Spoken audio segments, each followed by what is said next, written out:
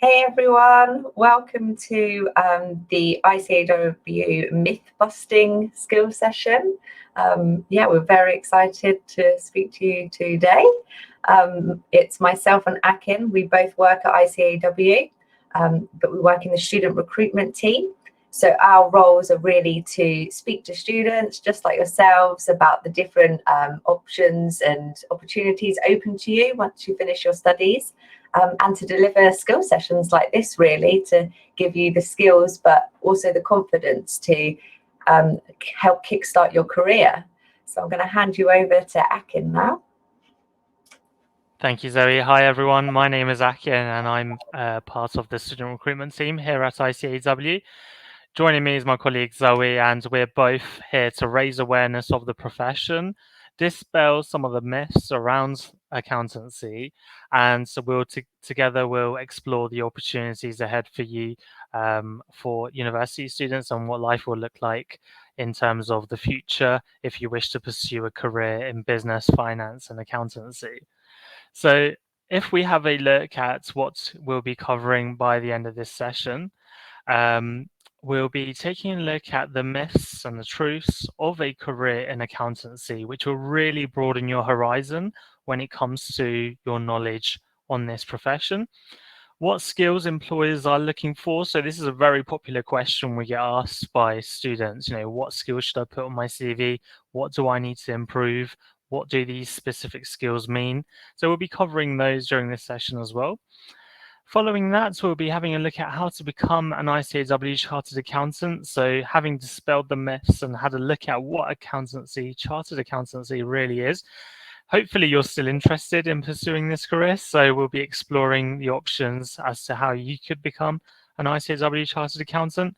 And finally, we'll be looking at what roles and sectors you could work in. So we'll come to that later on, but often when you think of accountancy, the only role in accountancy tends to be accountancy amongst students. So we'll be dispelling that myth and having a more detailed look at what roles and opportunities there are in and around accountancy itself. Zoe, I'll hand it over to you. Cheers. Yeah, so before we get into the skill session, we just want to kind of kickstart things off with a little activity. So as Akin mentioned, there's lots of myths associated around this kind of accountancy career. So we want to ask you, what words do you associate or think of when you think of a career in accounting? So if you could just pop your thoughts in the chat box, that would be great. And I can kickstart it off if you like and just say, when I first started and I was learning about a career in accountancy, I just thought of men in suits with holding calculators, I think. What about you, Akin? What did you think? Yeah, that's an interesting one. One of the first things that came to my mind coming into this profession was presuming that you had to know everything about numbers. So being a maths wizard was certainly something I used to always think.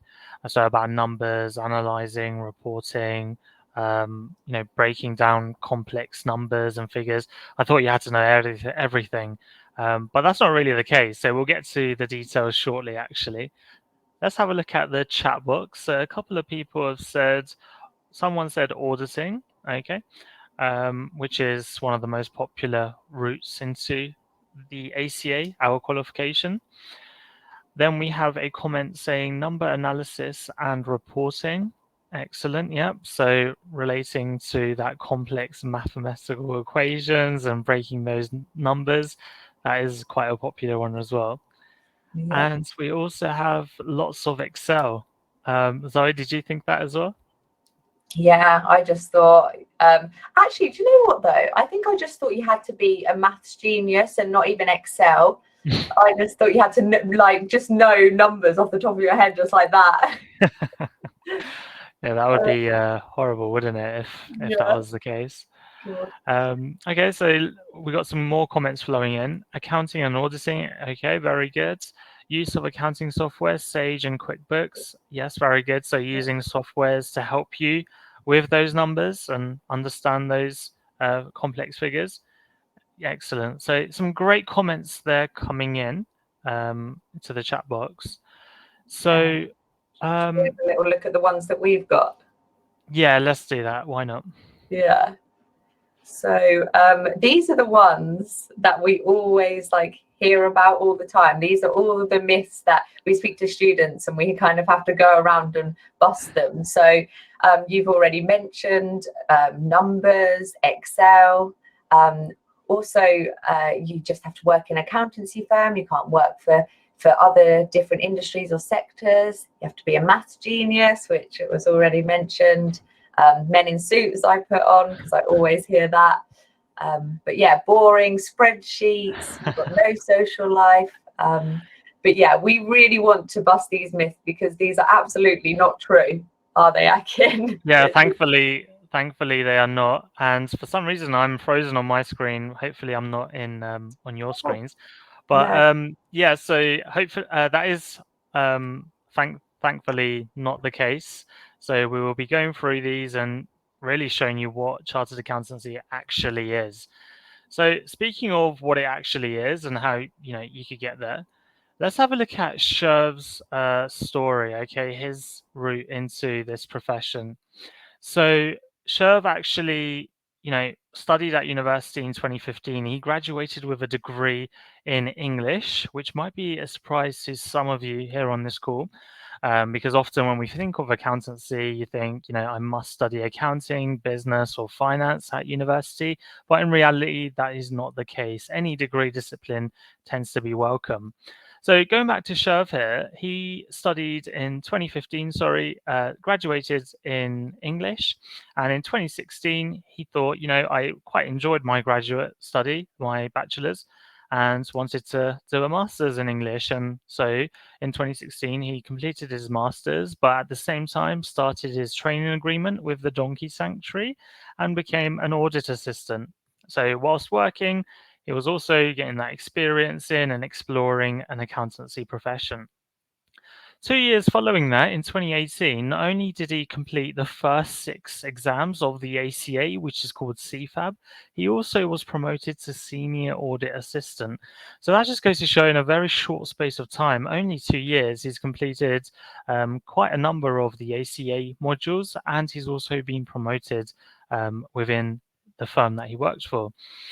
Shortly after, in 2019, based off his career timeline, he must have really enjoyed his time in this profession, in this field, and so moved to another accountancy firm called BDO and joined the public sector in internal audit. Okay, so you could quickly see that Sherv really had a good understanding as to where his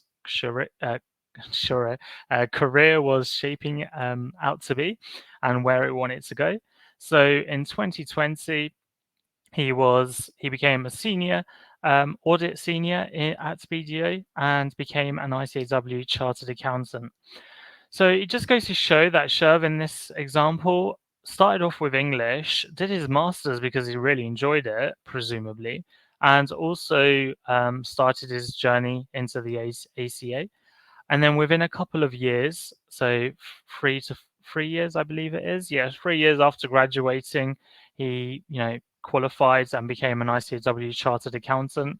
So it just goes to show in a very short space of time, you can go into this profession, and we'll, highlight how you could specifically follow a similar route that Sherv did, if this is something of interest to you. Zoe, is there anything you'd like to add?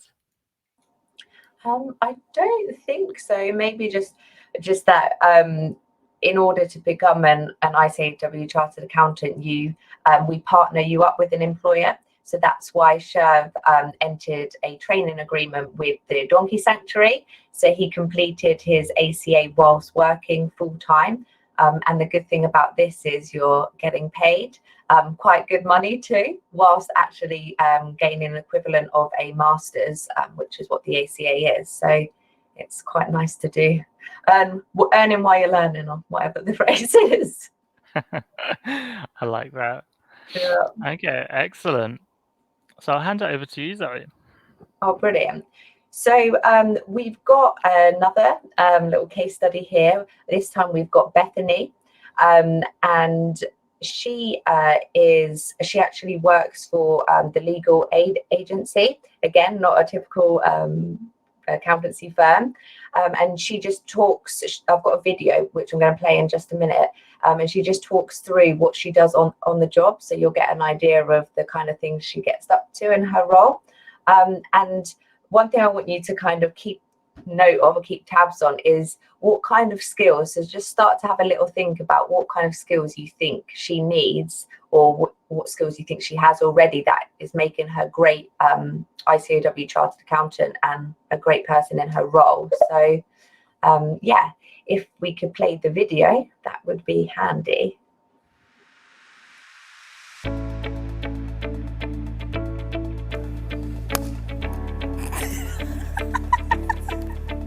I am Beth, and I'm a senior management accountant at the Legal Aid Agency in the Ministry of Justice. What that means is that me and my team, we provide the monthly management accounts for the Legal Aid Agency. So that means that every month we make sure that all of the numbers that are on the general ledger are right, and then we help to turn those numbers into a story so that people can make decisions based on that. I think I'm interested in so many different things that I don't know where that's going to take me in the future. So I want to make sure that at every big juncture, every big life event, that I am keeping my options open, which is, to be honest, the reason why I ended up studying the ACCA in the first place, is because I felt that this was a qualification which opened way more doors for me than just simply having an undergraduate degree. So I think if I were to describe myself in 3 words, I think I'd cheat and say people's person as 2 of them, and the other one would probably be determined. Something that most people don't know about me is I also run my own business. The company, which is Nebula Learning, has created a digital e-learning course, and it's all really tailored to young people and what's relevant to them at the time. If I had a superpower, it would be probably teleporting. I have a long commute, so I would love to click my fingers and take that time back in my day. And I really love traveling, so if I could go and see places more conveniently, then that would be great. If I could just click my fingers and find myself in Tokyo, I would be a very happy girl. I have never vlogged before, but I thought that it would be an exciting project to get involved with, just to show people how varied being an accountant can be. I think I'd like to show you guys, for example, what my day looks like, how I balance studying with work, how I also, in the mix of that, balance that with a social life, taking some time just for myself, and also running a business. So it's a real balancing act that sometimes feels a little bit crazy, but hopefully I can give you guys an insight into what that looks like.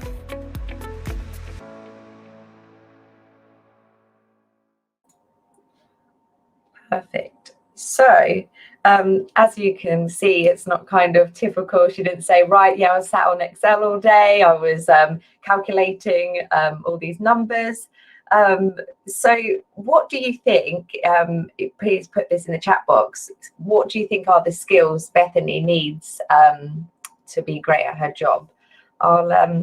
I'll say one thing, but I won't give too many hints, because otherwise I'll just give it all away. But she did say that she likes, that she loves to be around people. She loves to use people skills, and she loves to turn numbers into a story. So it'd be interesting to see what kind of skills you come up with. And then, yeah, we'll reveal which are the top skills that employers are looking for in this profession. Yeah. Communication skills, absolutely. You're likely to be working with all different types of clients, and they've all got different focuses, and you've got to work out kind of who's got what focus and how to communicate it in the best way. People skills, yeah, communication, ability to network, and having an imaginative brain. Exactly. Yeah, you're kind of giving your financial expertise or financial advice to clients who might not be doing so well, and you've got, they're probably not going to have that expertise that you have either. So how do you kind of interpret that in an easy to understand way, and interpret those difficult numbers into a story so that actually helps their business? Do you have anything to add, Akin?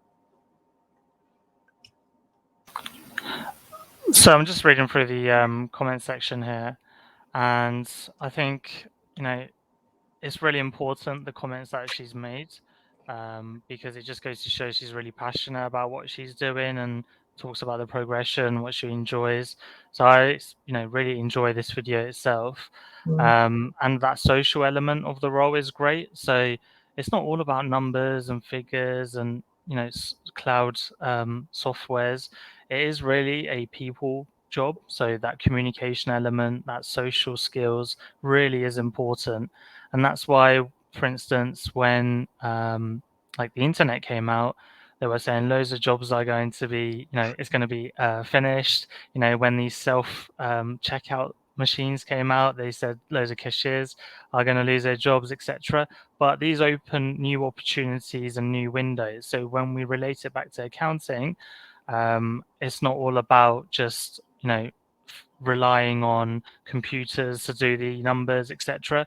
You need to break down and understand those numbers so that you can make recommendations and use these soft skills to transfer that information.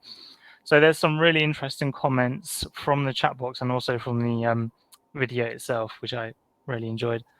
Yeah, thanks, Akin. So should I move on to the next slide then and see what actually are the key skills employers are looking for? So as we mentioned, when you start doing the ACA qualification, we usually partner you up with an employer and you complete the ACA through that employer.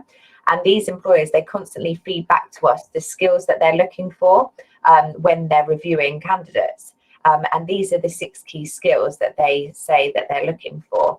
And it's great to see that lots of you have already mentioned some of these. So as we mentioned before, people skills, teamwork, you're likely to be working with others within the organisation and externally as well, rather than on your own, on your computer by yourself all day. I would say decision making and problem solving is really important here, because Akin was saying you don't need the math skills, you need that analysis skills and that analytical ability to kind of problem solve, look at the numbers and interpret them in an easy to understand way. So that's why we say decision making and problem solving. IT skills, for example, yes, those software, accountancy software, someone mentioned Sage and QuickBooks, of course, they do help. But at the same time, employers don't expect you to have them, because they know that you're just graduating. They know that you don't necessarily have a ton of experience. So they're things that are likely you're going to learn on the job. And that's why we say actually transferable skills, like Akin mentioned, those skills such as teamwork, people skills that you're likely to pick up doing everyday tasks, and then they can be transferred across to a role, are the most important skills. So IT skills, I would say, all your studies are now online, virtual. So doing stuff on Zoom, doing things on Teams, all of these platforms are the platforms that employers use to chat to their clients, to chat to team members. So I would definitely be highlighting that, because it's like, hey, you don't have to teach me. I already know how to do that. And also, just to add to that, Zoe, I also think you could use IT skills in a way where you could use it for something that's to do with your hobbies or your passion. So often when we think of IT skills, we think it has to be Word, Excel, PowerPoint, or some sort of a fancy software. But if you are interested in photography, for instance, why not use Photoshop or whatever software that you use to demonstrate that IT skill? So like Zoe said, employers tend to accept you may have never used any accountancy softwares before you join the ACA training opportunity. But if you did use IT skills in a different way, maybe for your passion or hobby, then that will demonstrate IT skills. So hope that helps. Definitely.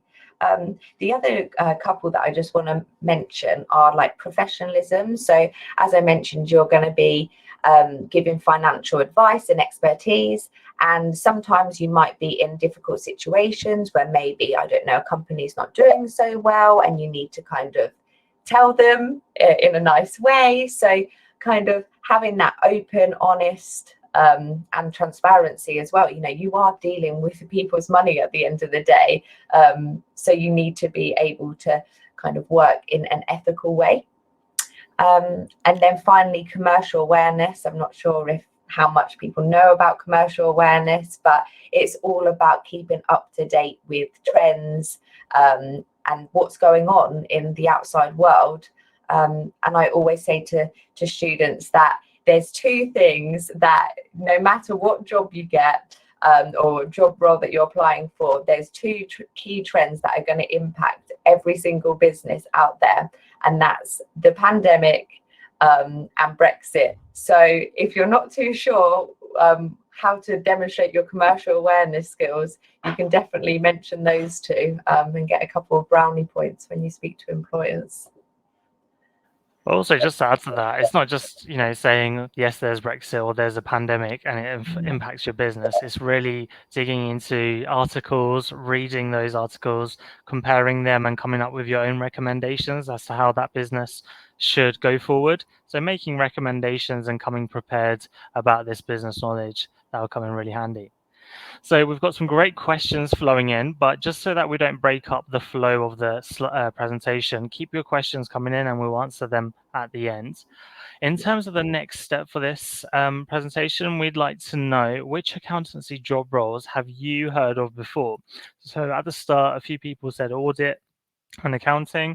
If you could just list in the chat box some of the roles that you know of, that would be fantastic, just so we could get some ideas as to where you could be working, what branch of accountancy you could be working in.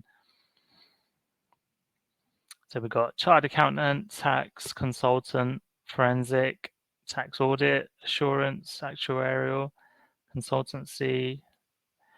Excellent. So really good comments here. Excellent. Yeah. So let's have a look at some of the ones we've picked. So as you can see on the slide here, there are lots of opportunities within the field of accountancy. Some of those that you mentioned are listed on here, but you could go into even more senior positions with the ACCA qualification. So we've got CFO there, Chief Financial Officer. We've got a CEO, which is Chief Executive Officer. And so it goes to show with this qualification and this career route, you could go into more senior positions, have more responsibility, earn a more rewarding salary, obviously at the same time, which will reflect on your performance. And it's a highly rewarding career in that sense, not just by the salary itself, but going back to that people skills, meeting people, traveling, etc. It is a electric career, as one ACA student put it, to be in. So if you do have any questions at all, keep them flowing in. It's great to see your comments. Zoe, is there anything you'd like to add for this slide? I'd just like to say that these are the roles that come from our members. So we have the ICAEW members. So once you finish your ACCA qualification, you can become a member of the institute, and all of these roles are collected from that database. So we haven't just picked all of these roles out of thin air. These are actually roles that our ICAEW chartered accountants have. But these are real titles, real jobs, and it is something that you could do in the future. So you wouldn't typically start doing any of these except for audit or maybe tax as a graduate. You would tend to do audit because it gives you a bit of flexibility during the year, so that you could focus on your work at some stages of the calendar, and then at the other parts of the calendar during the year, you could have more time to focus on your studies towards the ACA. So that really gives you that blended, flexible approach. But like I said, there's no reason as to why you can't go into any of these professions, these positions later on down your career. Yeah. Cool. Shall we go on to the kind of what entry roles then? Because that's nice, you know, that you could go right up to the top and become CEO, but we obviously understand that being a graduate and then going straight into a leadership role, I mean, I don't think the likelihood or chances of that is pretty slim. I mean, unless you start your own business, which Bethany did, you could actually true. say. True. But yeah, so entry roles, you're kind of looking at these. A bookkeeper is a typical entry role. So that's someone that would ensure all the transactions are being recorded accurately. So take Amazon, for example, they've got millions of transactions, and you're just having a little look at kind of key things, anything that's kind of standing out as an outlier or anything that doesn't look quite right. You've got like those analytical skills to kind of highlight these to management. And then you could become an accountant. So the accountant's role is just taking all of those transactions that the bookkeeper has made and turning them into accounts. So as we were talking about Bethany, she was looking at these numbers and she was turning them into stories. So interpreting, analysing that data and thinking, okay, that's great.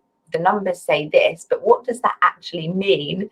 And what does that mean for the business going forward? So what steps are they going to take in the future? And then finally, you've got auditor. So, oh, sorry, I've turned over the slide. So you've got auditor, and that's taking, again, everything that the accountant has done, so all of the accounts, and then just checking them. So performing lots of tests. They'll often go into businesses and ask, right, I'm going to now quickly put you on the spot here, and I'm going to find this set of accounts, and you've got to now go and find me the evidence that this actually happened. So the reason they do that is because to make sure that there's no fraudulent or any dodgy dealings going on. Did you want to add anything, Akin? Nothing to add here. I think you covered most of the points I would have said, and at the same time, my eye is over to the question section, trying to answer some in text so that we have enough time to answer any other questions at the end of the session. Oh, brilliant. Cool. I'll move on to the next slide then. So in terms of progression, there is a lot of progression in this role. So when I mentioned bookkeeper, that kind of entry role, you're going to be right here at the bottom of the triangle. So dealing with the nitty gritty, so that operational level. So what's going on line by line, all the little transactions, that real day to day. But then as you progress and move up, maybe you've been in the role a couple of years, you start to look at that managerial level. So you start to look at things that are not day to day, but more in the near future. So you could be looking at forecasts, you could be looking at budgets, for example. And then, as Akin said, this career really takes you right to the top. So top of the board level. Actually, one of our stats that we like to say is 96 of the world's 100 brands employ an ICAEW chartered accountant. So I think that stat right there just shows you that the ACA qualification can get you to the board of director roles. And they're, of course, looking at that long-term strategy. So where is the business going to be in, say, 5, even 10 years time? But yeah, that's just a little kind of diagram to show you that there is a lot of career progression in this profession. I think I've said everything that I want to say on this slide, I think. Akin, did you want to add anything about career progression, or should we look at next steps? I think we could come to career progression towards the end when we talk about some figures as to how quickly you could progress with the ACA. So I'm happy to move to the next slide. Steps. Cool. Did you want me to do them? Yeah, sure. Thank you.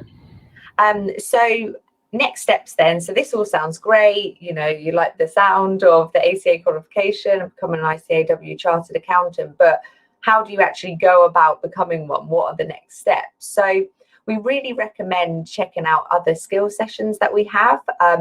We do everything from CV workshops to mock interviews to give you those skills so that when you start applying and speaking to employers, you've got those skills right there that they're looking for. We also deliver Q&A panels. So what we do is we get ICAEW chartered accountants talking to you about how they got to where they are today, what they get up to in their role. For example, on the 25th of November, so next week, we actually have a couple of people from Mercedes working on the Formula One team, and they talk about how they don't even realise they're ICAEW chartered accountants because what they get up to day to day is kind of not what people assume. So yeah, if you are interested, please feel free to use the link on the screen and sign up to the Q&A. And then other handy stuff. So a lot of you, I've seen a lot of questions in the chat box, which we'll of course answer. But for those who still have questions after this, the brochures that we have are really handy to know how to start your journey to become an ICAEW chartered accountant. They'll kind of talk to you about how long it takes. There's some good case studies as well in there. So like the ones from Sherv and Bethany, you've got some more of those. Again, the link is on the screen and it's an e-brochure as well. And then finally, if you are like ready already to start your journey and start looking for an employer, we have our jobs board, which is ICAEW training vacancies. So this is where all of our 6,000 authorised training employers, they post grad roles, placements, internships, all sorts on our training vacancies website. So I really recommend, checking out our jobs board. But now we can move to Q&A, the best bit. Excellent. Some really, really good questions coming in through the questions box. So I've answered a couple. Oh, so brilliant. just to go over a few of them.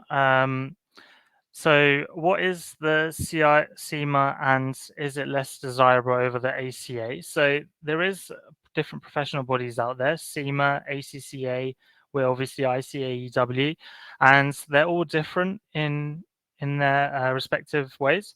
So some of the things as to why we stand out, what makes us, more, I would say, more attractive than other professional bodies is our first time pass rates. Okay, so to put it into context, really, over we have over 140, was it 150, sorry, over 150,000 members who are currently members of the Institute. These people have all trained towards the ACA, and we have over 30,000 students training towards the ACA at the moment.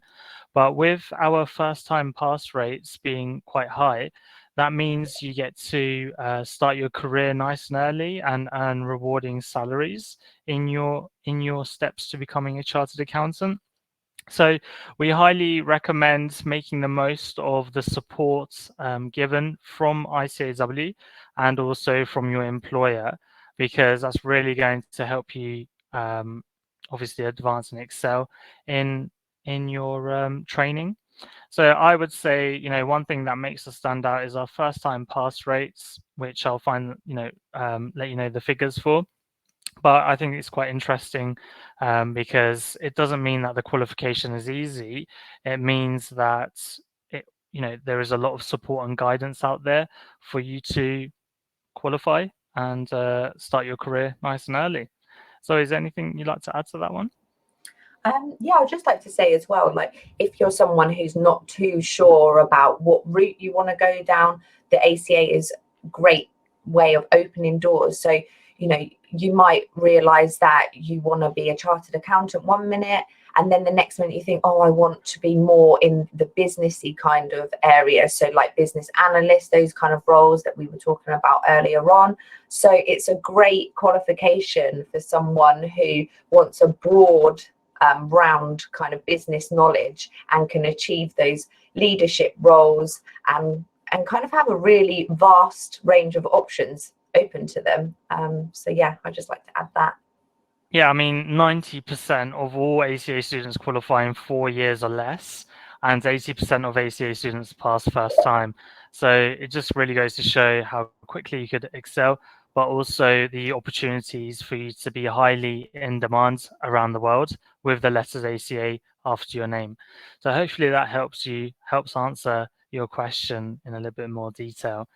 Another question we had was, so there was an interesting one which I didn't get around to answering actually. Actually, I did answer it. So what are the typical working hours? How does this differ in the busy season of the year? Is this the same for all types of accountancy roles? As part of your 450 days working towards qualification, one of the components of the ACA, you need to do 7 hours, or a day is typically 7 hours towards making up 1 day of the ACA qualification. And obviously your hours could vary depending on the time of the year, depending on the season and the role that you're in as well. So yes, it is quite flexible in that sense. Zoe, one question for you. Can you do the ACA whilst in your degree at university? Yes, you can, but we kind of advise that you wouldn't, just because, as I mentioned earlier on in the session, it is equivalent of a master's. So imagine you're trying to study, finish your degree, and then at the same time trying to get your ACA qualification, which is equivalent of a master's, and then at the same time again entering your training agreement with your employer, so working full time. It's a lot. So that's why we say finish your studies first. We always say ideally with a 2-1, which I think I'm answering another question whilst I'm at it.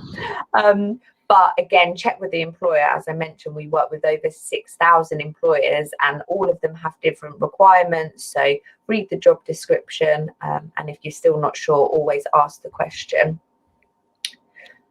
So was this a question that you mentioned that you felt like you answered at the same time? How long does it take to complete the ACA? I have seen 3 years most often, but this feels like a long time commitment. Yeah, so we say 3 to 5 years. I think Sherv was 3 years. It all really depends because you may be eligible for some credits for prior learning, but you probably know them as exemptions.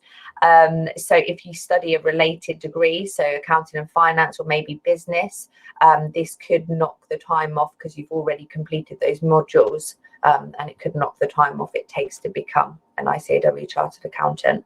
But I think our stat is 80% of students qualify in 4 years or less, isn't it? So, so yeah, around. It depends, but I'll post a link in the chat box now to see whether you are eligible for some exemptions and how you go about that. You literally just select which uni you're at and then it will populate which modules you could get exemptions for. Excellent, thank you, Zoe. Another question is, so if you do an accounting and finance degree, does it exempt you from any exams? So Dan, Zoe will be sharing a link for credit for prior learning webpage we have, and you can check if you're eligible for any credits for prior learning on that website. I can answer another one as well with that, because I saw someone said that they are part of the Chartered Accountants of Nigeria, and how would they go about becoming a member of ICAEW. So actually, not only do you get exemptions from studying a related degree, but you could get exemptions from being at another institute. Like, for example, if you were at SMAA and then you wanted to then move across to the ACA, you could transfer across and you don't have to start right at the beginning. And where that is found is on the same link for the credits for prior learning, which I mentioned a minute ago. So I'll just smash out 2 questions in one then. Excellent. So we have another question. How can I contact ICAEW for a personalized career advice? That is a really good question. Thank you. Unfortunately, we don't provide personalized one-to-one careers coaching. I would highly recommend getting in touch with your careers service at university for that. However, you're more than welcome to join us at our events that we host online. So you could join us virtually for different workshops. So we have CV writing, transferable skills, mock interviews, etc. And you might benefit from joining these sessions. So Zoe will also be sharing the link for that shortly. But unfortunately, we do not provide personalized one-to-one career sessions. So another question we have is, what are the typical differences in roles seen between large companies compared to small or medium-sized businesses? Now, that is a really interesting question. Thank you, Emma. One of the things that students wish to consider before joining a big, one of the big four or a medium-sized or small-sized firm is either the pay, so the salary. So if you're motivated and driven by the salary, that's perfectly okay. You're more than welcome to apply for roles and hopefully be successful in getting those opportunities which pay more. But that would obviously usually mean working at a big four or firm that's more well established. And it also depends on the geography as well. So maybe London pays higher than some places in the north.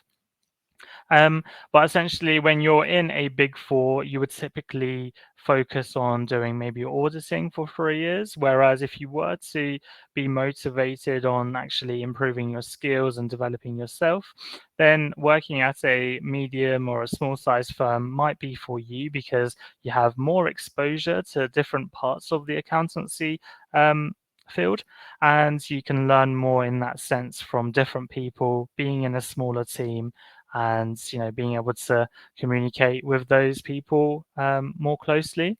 So it really does depend on what firm you apply for and the experiences you'll get out of it. But just to make sure everyone's on the same page, the ACA is equivalent the same regardless of what employee you train with. So the skills might vary, the things you learn might be different, the pay might be different, but the ACA is consistent in that sense. So whether you're working for a local accountancy firm down the road, as long as they're ACA partnered, one of our authorized training employers, or you work at a big four, the ACA itself is equivalent. So I hope that helps answer your question there. Thank you again. Let's go back to the upvote. So if you do like any of the comments, do keep upvoting them so I can see them at the top. Just having a scroll through. I think I'm lost now, Aki. Is there also flexibility on working days, or is it usually Monday to Friday? So I recently heard from an ACA student that during the summer hours, one of the big four firms actually gave their employees, so ACA students, I'm not sure if it's everyone in the firm or if it was just the ACA students, but after 12 o'clock, they were okay to go home and finish for the day. So, on a Friday during the summer hours, that's not bad at all, is it, Zoe? So yeah, that is, there is some flexibility in that sense. And then the employer will give you the opportunity to go to classes, time for your exams. So you will have time off work in that sense to focus more on your studies if that's something you wish. Yeah, so I spoke to an ICAEW chartered accountant student that's currently doing the ACA, and she said that they put her up in a hotel somewhere because she needed to study, and they said, oh, we want you to feel as relaxed as possible, so we'll pay for all your hotel and everything. I thought, no, that's so nice. Yeah, so there are some perks, I suppose, in that sense. Yeah. Perfect. So let's have a look at another question. Do I have to go into audit after university to progress towards my ACA? So there's no such thing as do I have to, in the sense that you're not forced to do anything, or, it is totally flexible in the sense that as long as you find something that you're interested in, it might be tax, it might be audit, a post that you wish to apply for and be successful in, then whatever you start off with, you can progress towards the ACA in that sense. So there just needs to be an authorized training employer. You need to complete a training agreement. So, an agreement between you and the employer that you wish to train towards the ACA, and, the role, location, salary, etc. You could discuss all of those with the firm that you're applying for, the manager that you'll be talking to, that you'll be working with. So hopefully that helps answer your question there. There are lots of questions, which is fantastic. I'm so glad we managed to leave enough time towards the end. So how about working towards the ACA in the summer holidays after you graduate? So you can be an independent student. Okay, so you can actually decide, I want to complete the exams first, just focus on the exams, and then I'll work and complete the rest of the ACA components later on. Now, the only problem with that is employers tend to pay for you to do the ACA once you've got a graduate job. However, if you wish to be an independent student, you would be responsible for those costs, and they are quite expensive in a way. So we would highly recommend working with an employer, not just to complete the ACA modules, during the 3 years, but also to make it easier for you. So you'll be able to have a good understanding from the real life practical work you're doing as to why some of these theories that you're learning are relatable to a business world. Okay, and vice versa. Some of the theories could help you with your practical job as well. So we would highly recommend you work and, with a graduate employer rather than just doing the ACA modules on its own, because at the end of the day, you still need to do 450 days of work experience. So it makes little sense just to do the exams and then focus on the practical side later on. I think that ties quite nicely into another question, which says, I have a very basic question. How does ACA function? Is it more like a job where you get hands-on experience, or do you have to study a lot? So that kind of coincides with what you were saying, Akin, where yes, because you're completing the ACA qualification alongside working full-time, the benefit of that is everything that you're learning via textbook, you're then putting into practice. So I don't know about anyone else, but I am a doer. Like if I need to learn something, I have to do it. Otherwise it just goes straight over my head. So yeah, definitely, you absolutely get to do everything hands-on and put everything that you've learned into practice. Excellent. So for this question, can I join the ICAEW whilst I am in school? Same applies for uni. So if you are currently studying at uni, if you are currently studying at school, we would encourage you to focus on those soft skills that we covered earlier to make sure you're able to come up with some examples as to where you demonstrated those soft skills and how it's going to apply for the job opportunity you're applying for. So rather than focusing on, how can I complete some of the ACA modules during your time at university, I would recommend focusing on those soft skills, because even if you were to do, let's say at university, you're currently a student and you're wishing to do some of the exams, that is possible. You might even get credit for prior learning by doing accountancy at the moment, but it's not always accepted by employers. Whereas the skills that you learn, that's always accepted because it's an experience personal to you. Okay, so hopefully that helped answer that question. Another one is from Lily. So do you have to do an AAT before your ACA? So Zoe, would you like to answer that one? No, but we do actually do that. There is a AAT to ACA fast track. So if you have studied AAT and you're looking to do the ACA, again, it's similar to the exemptions because you've done some of the modules, you could fast track.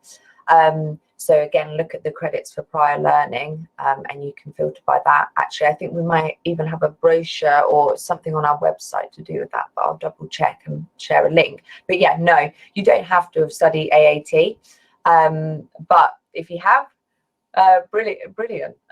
Like we were mentioned in the right at the beginning of the session, like you could have studied English, you could have you can actually even go straight from straight out of school, the school leaver route, do an apprenticeship. You don't even have to have gone to university. So yeah, it's really up to you. But if you do want to specialize in tax, then maybe you would like to go down that route.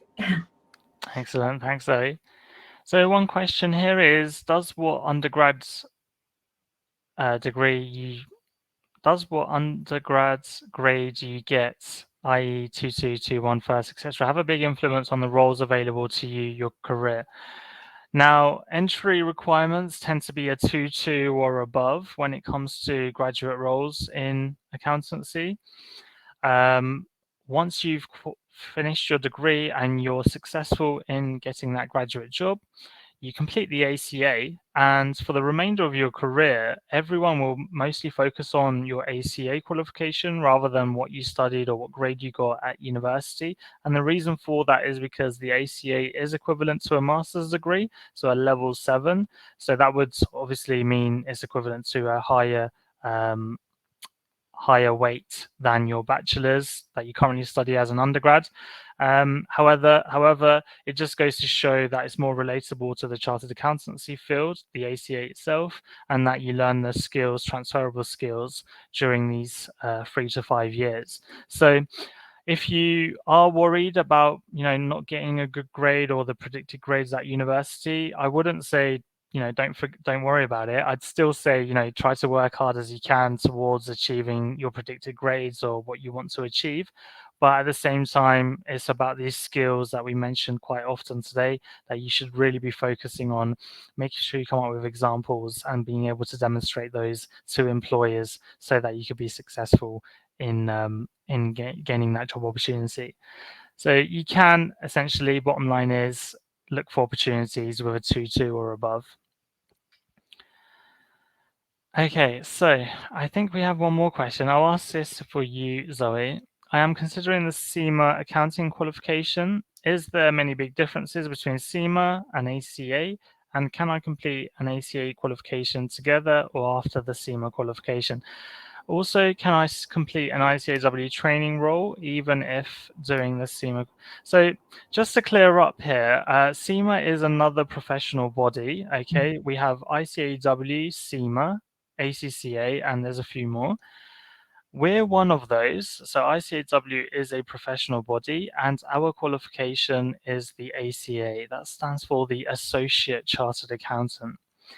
SMAA, other professional bodies, you don't have to worry about those if you wish to pursue the ACA, so ICAEW's qualification.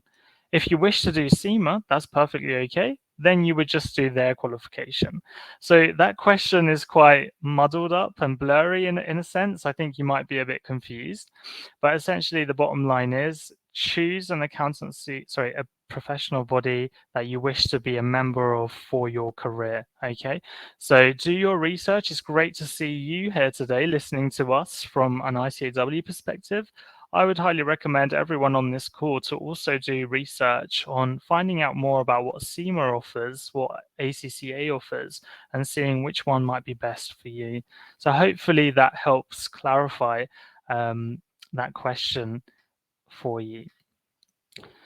So I think we're coming to an end in terms of the questions. Are there any that we missed, Zoe? Again, going back to the questions section, feel free to upvote some of the questions which we may have not answered. Okay, so can the ACA qualification be useful if wanting to work abroad at some point? So Nicole, great question, thank you. A fun fact of the day, 96% of the top 100 global leading brands employ an ICAEW chartered accountant. And that just goes to show that not only could you work around the world, but you could actually work in some of the more well-known brands as well globally. So you can be, we do have chartered accountants, for instance, working at L'Oreal, ASOS, Depop, Inter Milan Football Club in Italy. There's all sorts of different places you could go. It doesn't have to be only in the UK or in England. You can work internationally and not only move careers move job opportunities and responsibilities down your career, but you could also move physically if you wish to live abroad. So hopefully that answers your question there. So again, are certain employers better to work for than others when working towards the ACA? I think I've answered that question about how the ACA is equivalent regardless of where you start your training. So it's all the same, but the experiences, salary, etc. obviously vary. And I think that's pretty much all.